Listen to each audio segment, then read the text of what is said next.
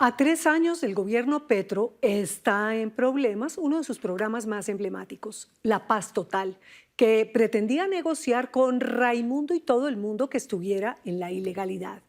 La oficina de Envigado, una de las organizaciones criminales más temidas, le cogió la caña al presidente, pero no han llegado a ningún Pereira.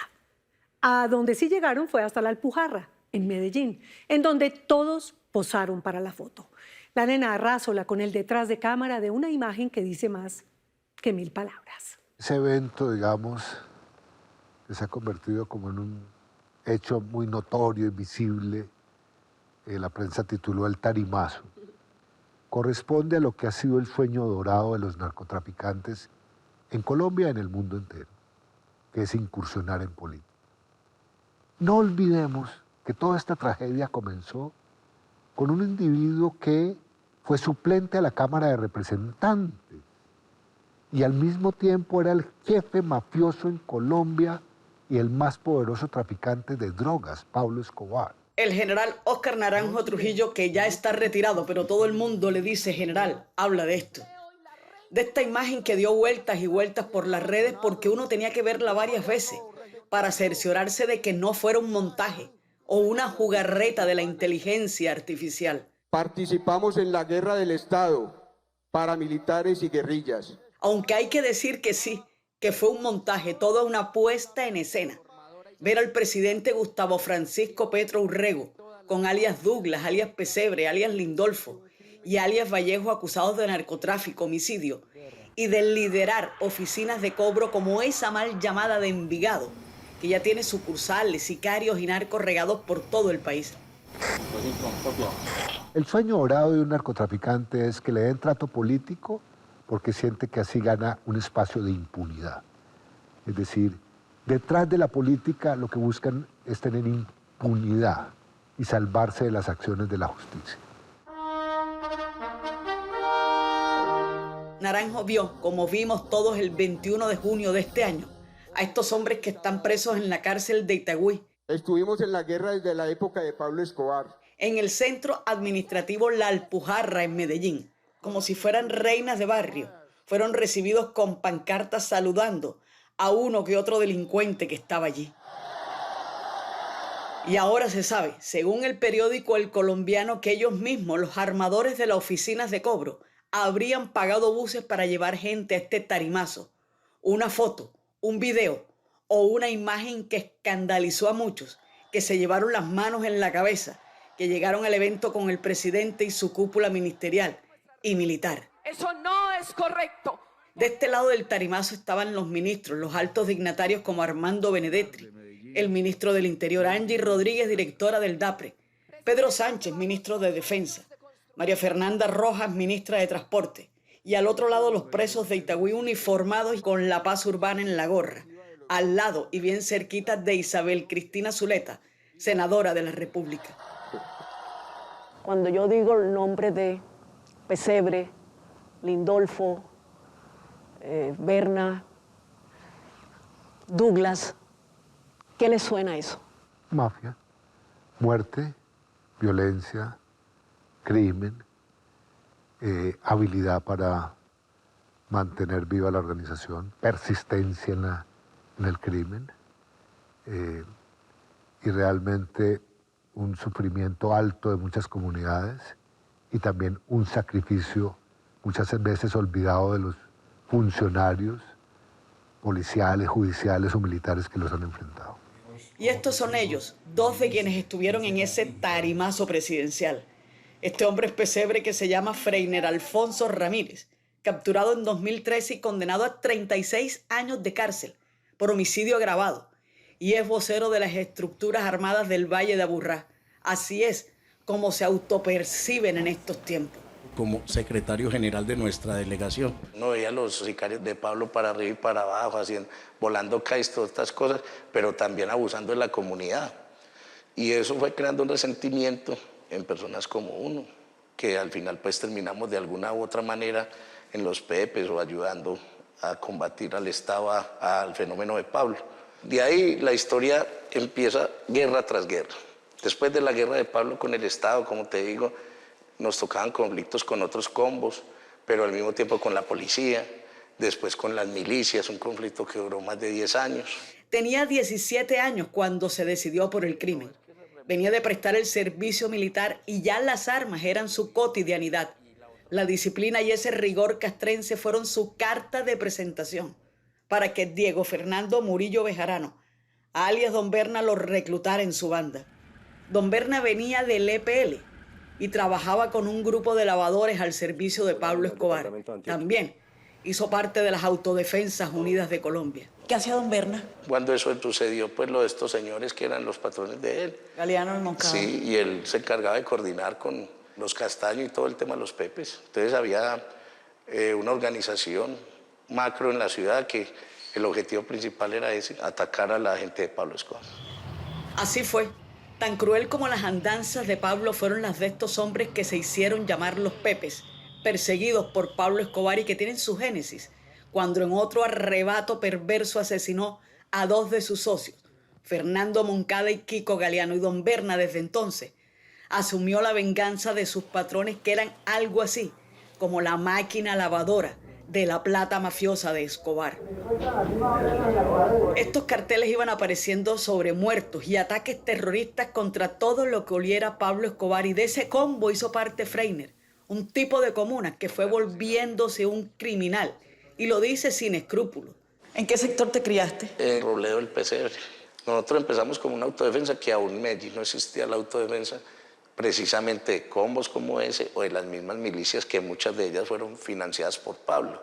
Y de ahí fue que tomamos las armas y en conjunción pues con el Estado se derrotaron todo este tipo de enemigos. Los jóvenes de los barrios fueron una especie de autodefensa, que por sobrevivir, por conservar su vida, la de sus familias, la de sus vecinos, tuvieron que empuñar las armas y acabar con todos estos enemigos.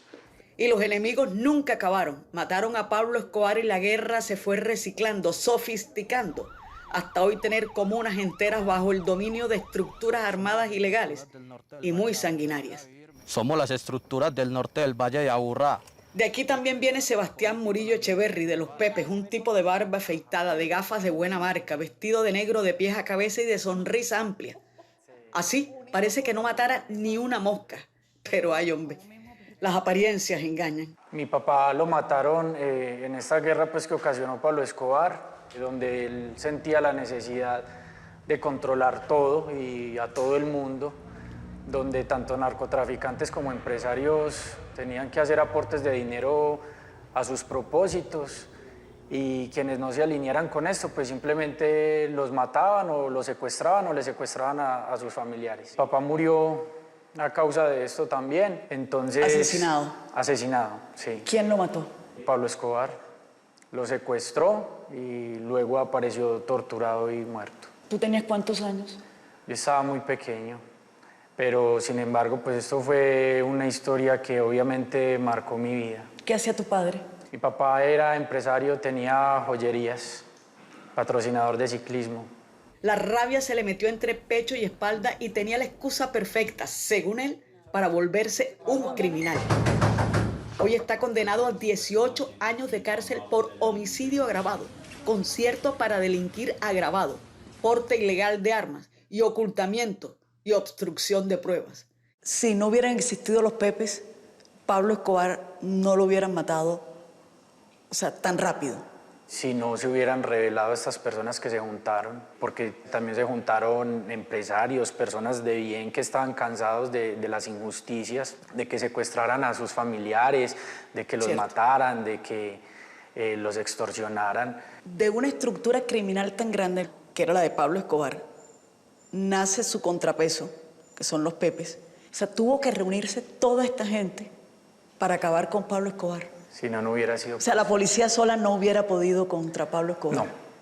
No nació en comunas y su papá tenía plata. Vivía a sus anchas y sin afanes, pero Pablo Escobar le tiró la casa encima y su mundo se vino abajo. Es un argumento que terminó en una decisión que lo llevó al otro lado de la ley, a ser un criminal. Luego de la muerte de mi papá, pues ya todo se vino abajo. No solo fue la muerte, sino que fue que quitaron absolutamente todo. O sea, se robaron todo, quitaron las propiedades. Ambos fueron parte de los Pepes y hoy están en una mesa de conversación instalada aquí, en la cárcel de Itagüí, con delegados del gobierno hablando de eso, que se llama La Paz Urbana. Aceptamos la invitación del gobierno del presidente Gustavo Petro. Con ellos está también alias Vallejo y alias Douglas, que vienen de esa misma guerra desatada o permitida por ellos. Ambos estuvieron en la tarima presidencial de Medellín y Douglas paga una condena de 32 años por secuestro y concierto para delinquir. Y este hombre, que es Vallejo, está acusado también de concierto para delinquir agravado. Llevan más de 3 años en estos contactos y diálogos y charlas, inclusive desde antes de que Petro fuera elegido presidente. Personas cercanas a la campaña se sentaron varias veces con ellos para empezar a hablar de una paz completa, total, y que la delincuencia desapareciera en cuestión de meses. Y ya vamos para 3 años y nada para mostrar ni paz total ni parcial, pero bueno, la tarima lo aguanta todo. Un saludo a la delegación de gobierno. Dicen que avanzan en una metodología, pero mientras las armas sigan en la calle el impacto es mínimo. Mientras sigan los homicidios en alza, extorsiones, comunas y barrios manipulados por ellos, por estos combos instalados acá, cuesta trabajo creer que hay esa famosa paz urbana que se pueda sentir o que se pueda tocar. Hemos visto muchas guerras que el Estado por sí solo no es capaz de acabar ni de derrotar. Por eso necesita la alianza también. Por ejemplo, en el caso de las estructuras o de la oficina, ha necesitado la alianza para acabar no solo con Pablo Escobar, con la Terraza, con las milicias, varias guerras que han habido en Medellín. Suena a justificación y a creerse algo así como para estados, y seguramente lo son. Por eso el general Naranjo, que fue director de inteligencia, director de la DIJÍN y director de la policía, los define así. El fenómeno más cercano a una banda criminal que haya transitado a un estadio mafioso, que por fortuna no lo ha conseguido, es la llamada oficina. ¿Por qué lo digo? Porque a pesar de los años que tiene, de las embestidas que el Estado le ha propinado con la captura de sus principales jefes, mantiene una especie de control social en las comunas. Y por otro lado, es evidente que han tenido vasos comunicantes con la política y en ese sentido han ampliado también esa red de contactos para mantener una operación sofisticada de lavado de activos. Naranjo los conoció hasta la médula. No lo dice, pero sabe de la lista de políticos y de sus emisarios que han pasado por estas oficinas buscando votos. A varios de ellos los metió presos y tiene en su memoria quién es quién. Yo creo que estamos entrando en una especie de narrativa apocalíptica donde todo se ve como cerrado a futuro. Vuelve y juega este carrusel y esta imagen lo refleja ver a victimarios compartiendo con el gobierno tarima o atriles. Y ellos, condenados y confesos, es un memorial de agravios, una audacia camuflada de ofensa. Tanta víctima que anda regada en Medellín y en todo el país. Yo creo que el carácter disuasivo de la ley penal en Colombia ha retrocedido enormemente. Hoy los delincuentes no le temen a la ley. La ley no es disuasiva. Y sí, señor, se sientan de tú a tú, de igual a igual. Al Estado colombiano le salió un competidor en el territorio que realmente empieza a desplazarlo en términos de la aceptación. A muchas comunidades vulnerables les parece que hace más el clan del Golfo o la disidencia en función de sus necesidades que el propio Estado. Esto parece pasar aquí. Las estructuras armadas del Valle de Aburrá, como las prefieren llamar ahora, mandan y saben que sin su visto bueno, sin su ok, nadie mueve un dedo en las barriadas de Medellín y en gran parte del país.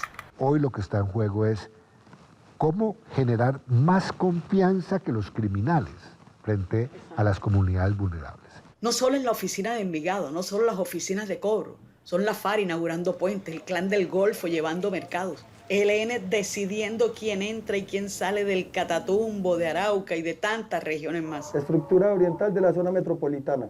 Freiner Ramírez, Sebastián Murillo, Douglas, Vallejo y el resto del combo siguen en la mesa de Itagüí hablando con el gobierno y esperando lo que tanto anhelan, que ya por fin, el 20 de julio pasado se presentó este proyecto de ley que significa quedarse con el 12% de sus rentas, que le rebajen las condenas de 8 o 5 años y que las puedan cumplir inclusive en colonias agrícolas.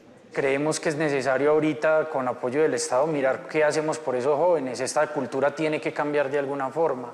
La tarima o el tarimazo salió regular porque ver a quienes llevan 40 años en guerra cargando con víctimas y dolores, eso no se traga tan fácil.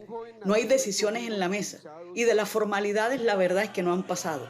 Desde allí despachan. Aquí han montado una especie de oficina donde hablan con muchos, pero lo cierto es que el crimen sigue campante y a ese por ahora nadie lo baja de la tarima.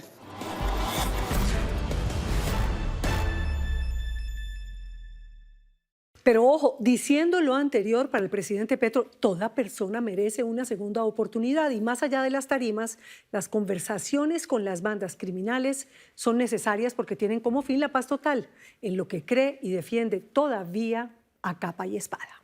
Ahí tienen otra gran historia. Una, pero es que no hay una, ni dos, ni tres grandes historias, como digo todos los domingos. No, la ventaja aquí, donde usted se puede suscribir, es que hay miles. Todas las historias de los informantes están ahí, las puede ver, volver a ver, repetir y compartir, lo que quiera. Nos vemos el domingo. Los espero con 3 grandes historias.